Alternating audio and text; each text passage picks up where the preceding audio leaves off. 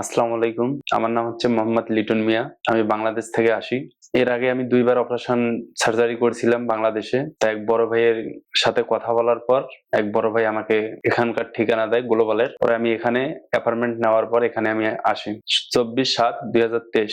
আমি এখানে আসার পর এখানে এক দাদার নাম হচ্ছে আজম, তার সাথে যোগাযোগ করি। আমাকে এখানে কেসাভান স্যারের কাছে যোগাযোগ করে দেয়। পরে কেসাভান স্যার সবকিছু দেখার পর অনেক রিপোর্ট দেওয়ার পর সবগুলা আমাকে এখানে একটা সার্জারি করে ৬ দিন থাকার পর আমি আলহামদুলিল্লাহ এখন অনেক সুস্থ।